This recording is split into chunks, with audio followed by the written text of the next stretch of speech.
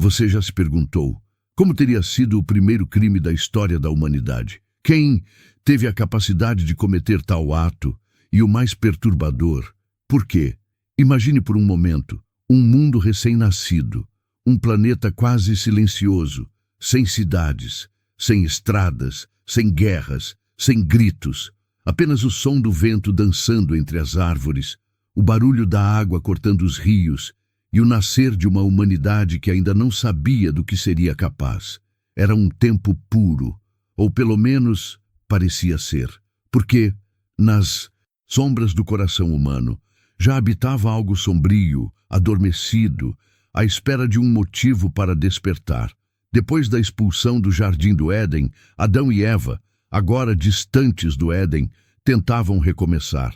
A terra que antes dava frutos com facilidade, agora exigia esforço. A vida que antes era perfeita, agora era uma luta diária.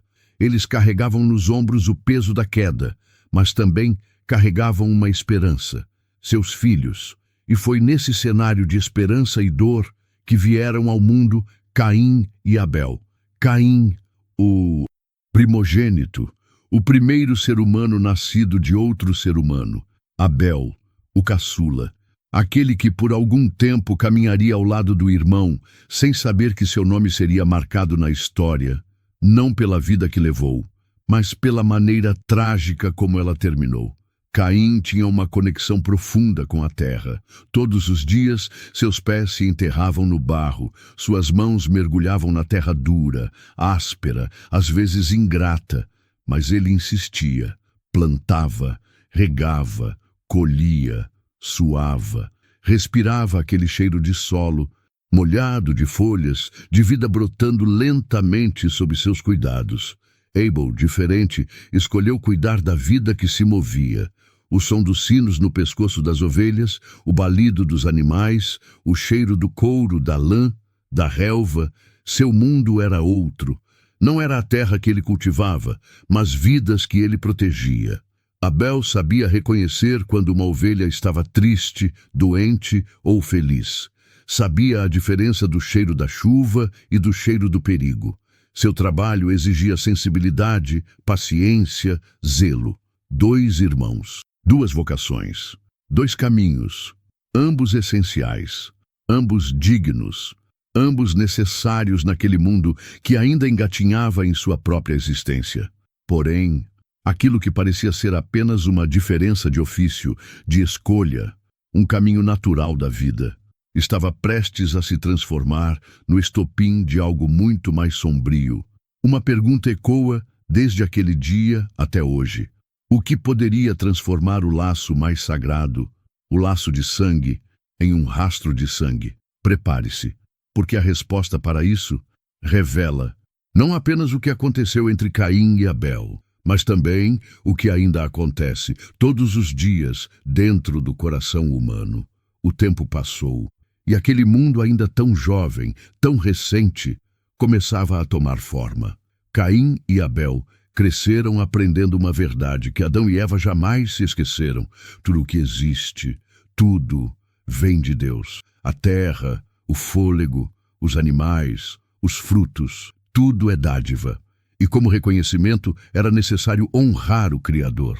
Então chegou o dia, um dia diferente dos outros, um dia separado, solene, um dia em que os céus parariam para observar o coração dos homens.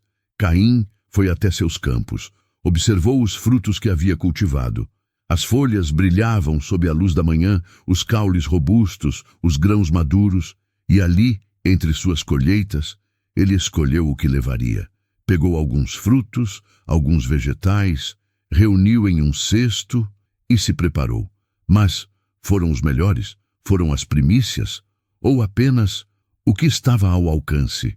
O texto não responde com clareza, mas o silêncio é perturbador.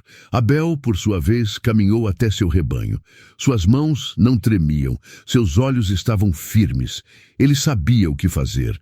Não seria qualquer animal, não seria aquele que estava doente, nem o mais fraco, nem o comum.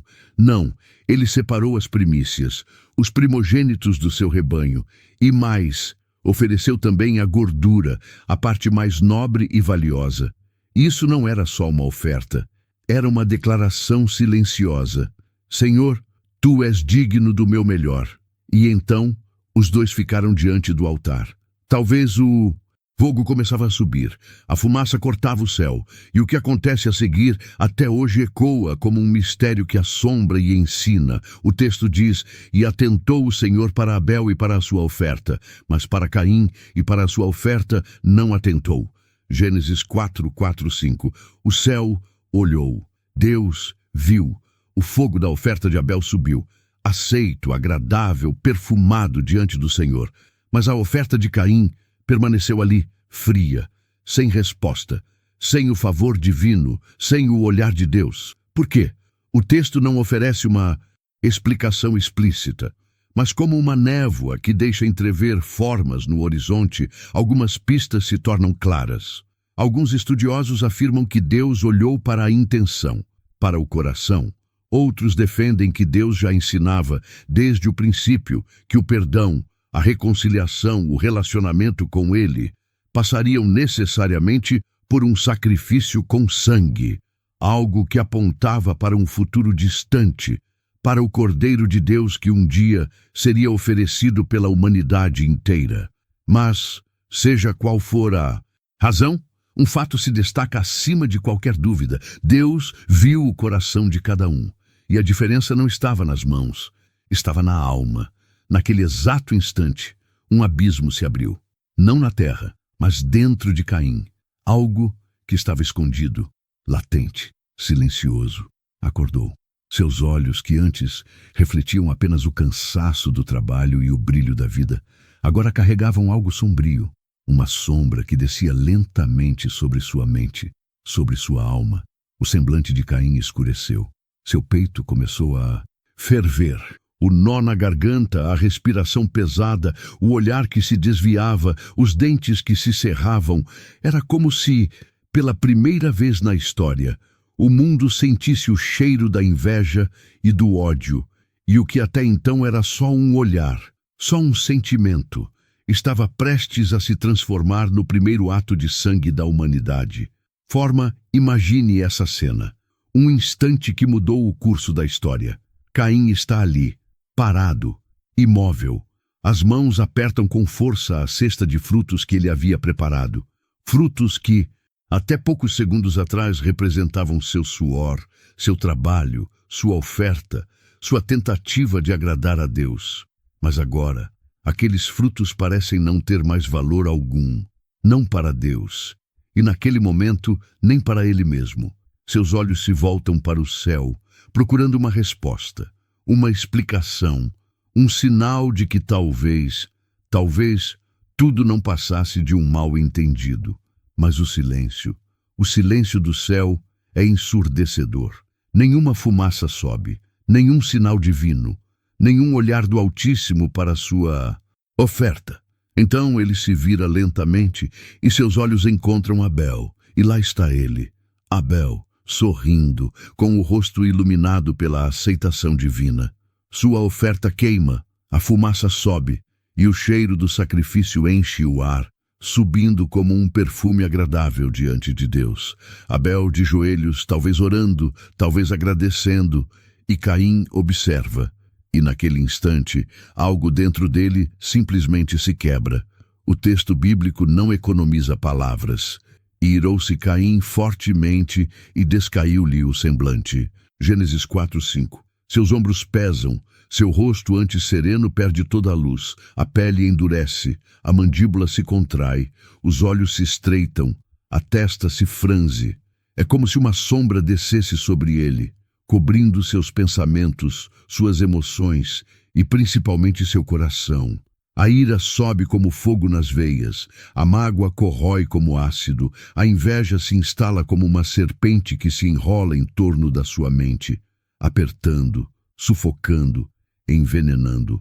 O turbilhão de emoções o domina, cada segundo alimenta, mais e mais aquele sentimento sombrio, um sentimento que, até aquele momento, nunca antes existira no mundo.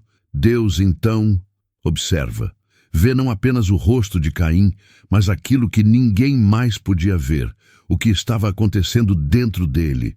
E com a voz que um pai amoroso usa quando vê seu filho prestes a cometer um erro irreversível, Deus se aproxima e pergunta, não porque não soubesse, mas para dar a Caim uma chance de refletir. Por que te iraste? E por que descaiu o teu semblante? Se bem fizeres, não haverá aceitação para ti. E se não fizeres bem, o pecado jaz à porta, e sobre ti será o seu desejo, mas cumpre a ti dominá-lo. Gênesis 4, 6, 7. Preste atenção nessa última parte. Deus deixa claro que o pecado não estava dentro dele ainda. Estava à porta, batendo, esperando, espreitando, como uma fera faminta, de olhos fixos, respiração pesada, pronta para saltar sobre sua presa. Deus, com amor, mas também com firmeza, entrega a Caim um alerta, uma escolha. Você ainda pode, você ainda tem controle. O mal quer te dominar, mas cabe a você escolher se abrirá ou não essa porta. Imagine por um instante o próprio Criador do universo, advertindo, aconselhando, alertando. É como se Deus dissesse, Caim, olhe para dentro, lute, resista, você não precisa ceder. Mas Caim não ouviu, ou, se ouviu, não quis escutar. Naquele instante, ele fez uma escolha silenciosa, não com palavras, nem com atos ainda, mas com o coração. Uma escolha que seria irreversível e que, segundos depois, mudaria o curso da história da humanidade para sempre. Amanhã parecia comum.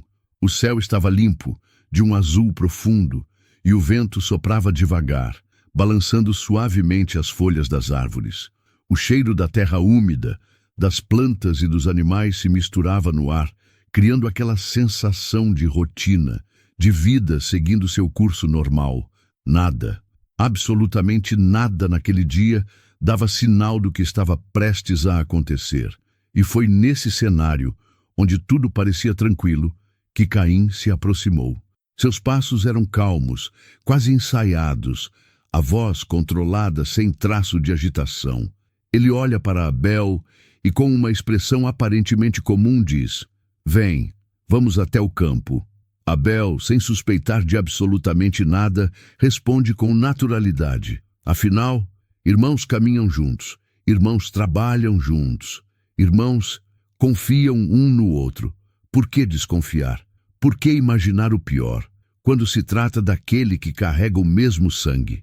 E assim, eles caminham, passam pelos pastos, atravessam pequenas trilhas, seguem entre as árvores. Aos poucos vão se afastando, até que as vozes da vila, dos animais e da família se tornam distantes, até que o silêncio se torna absoluto.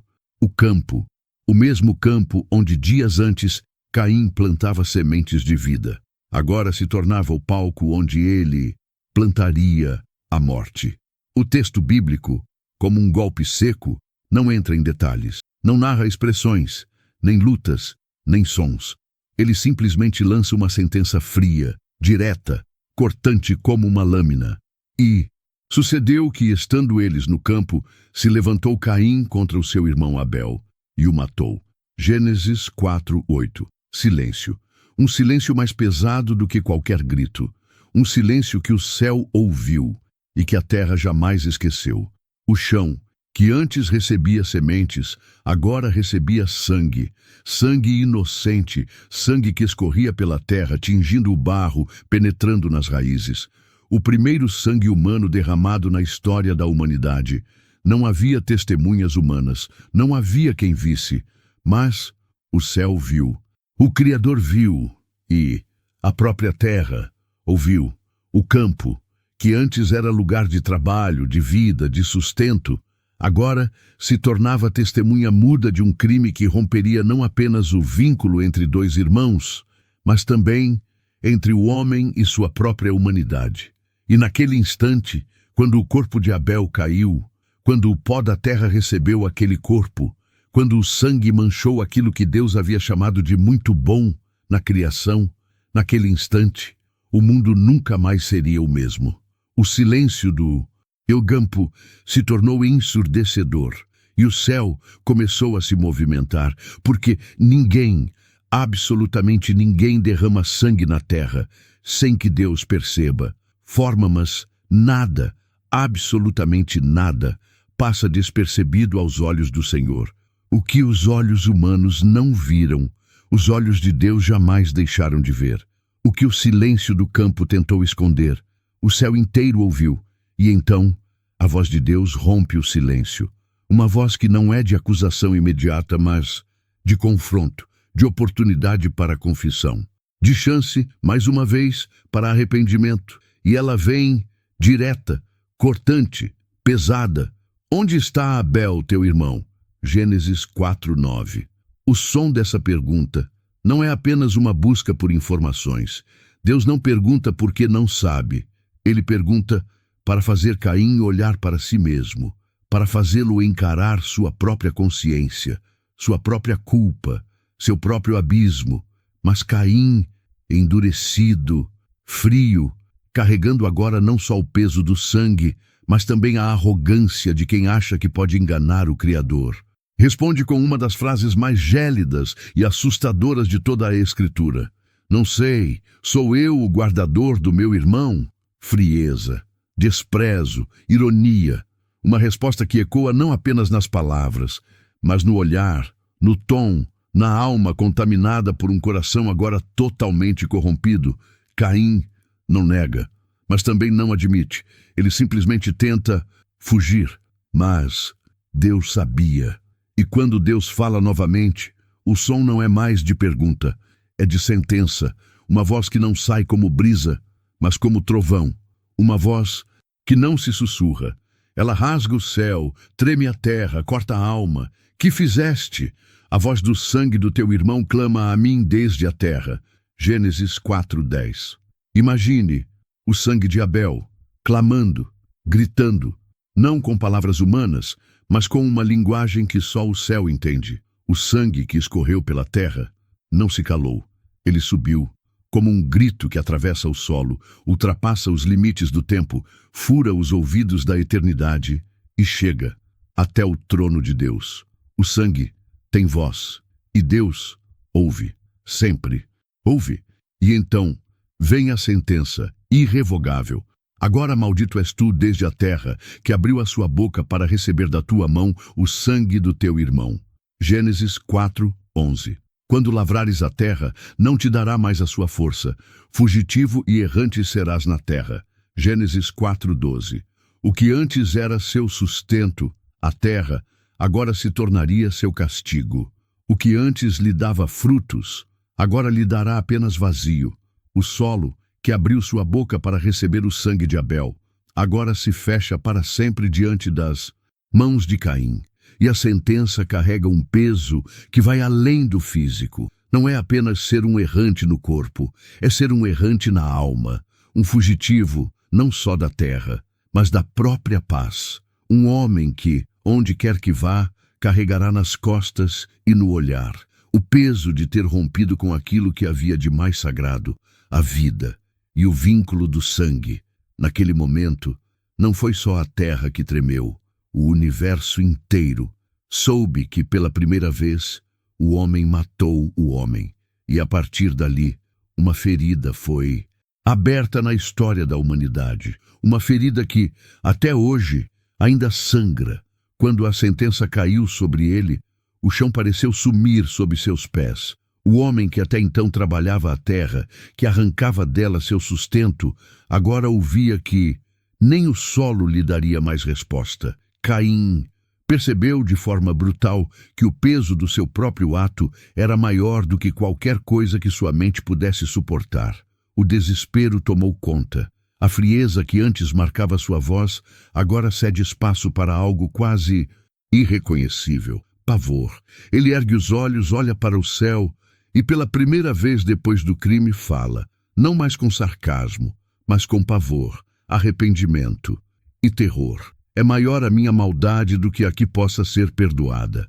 Eis que hoje me lanças da face da terra, e da tua face me esconderei.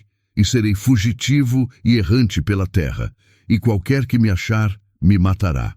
Gênesis 4, 13 e 14. Aqui, Caim não apenas teme pela própria vida, ele compreende que sua maldade não o separou apenas das pessoas, mas de Deus. O peso da separação, da rejeição, do vazio, do completo distanciamento do Criador. Da tua face me esconderei. Essa talvez seja a dor mais profunda de todas. Não poder mais olhar para Deus, não poder mais sentir Deus. E no meio do desespero, da angústia, algo inesperado acontece. Deus, mesmo diante de tudo, mesmo após o sangue derramado, não permite que Caim seja morto. Portanto, qualquer que matar a Caim 7 vezes será castigado. Gênesis 4:15. Sim, Caim carregaria as consequências do seu erro. Sim, ele seria um errante, um fugitivo, um homem sem lar, sem repouso, sem pátria, sem paz. Mas não seria morto. Então, Deus faz algo que até hoje carrega um dos maiores mistérios de toda a Escritura. O texto diz que o Senhor pôs um sinal em Caim. Gênesis 4:15. Mas, que sinal foi esse? O texto não revela. Apenas sabemos que era algo visível, algo que qualquer pessoa, ao olhar para Caim, imediatamente reconheceria. Era um sinal que gritava, não toquem nele, mas também um sinal que dizia ao próprio Caim e ao mundo, este é aquele que quebrou o laço mais sagrado, o laço do sangue. Era, ao mesmo tempo, proteção e sentença, misericórdia e julgamento. Uma marca que carregava a lembrança constante de que Deus é justo, mas também é misericordioso. E então, Caim partiu, caminhou para longe, longe da família, longe de tudo o que conhecia, mas nunca conseguiu fugir de si mesmo, nem do próprio erro, nem do próprio passado, nem do eco da voz de Deus, nem do sangue que, mesmo já seco na terra, ainda clamava na eternidade. E assim, Caim se tornou um errante, não apenas um homem sem terra, mas um homem sem paz, carregando sobre os ombros e sobre a própria pele o peso da sua escolha. Mas o que essa história tem a ver comigo e com você?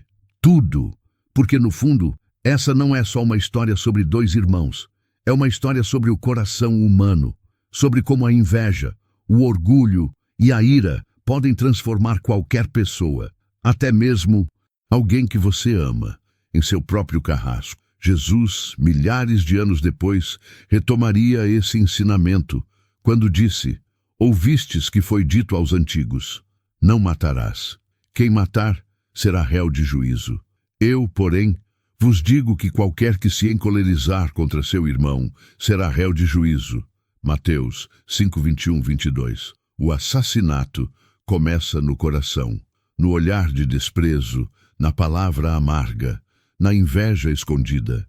Deus nos chama para o oposto, para escolher a vida, para dominar o mal antes que ele domine a nós, para viver uma vida de reconciliação, perdão e amor. O primeiro assassinato da humanidade não foi apenas um crime, foi um alerta, um grito que ecoa desde Gênesis até hoje. Domine o mal, antes que ele te domine. Que tipo de sentimentos você tem alimentado no seu coração? O mundo precisa de menos Caíns e mais Abéis, de menos mãos que ferem e mais mãos que curam. Se essa história falou com você, deixe aqui nos comentários. Escolho dominar o mal, não ser dominado por ele. E compartilhe essa mensagem para que mais pessoas reflitam. Se inscreva no canal, porque aqui juntos vamos mergulhar cada vez mais nas verdades profundas e transformadoras da Palavra de Deus. E eu te vejo no próximo vídeo.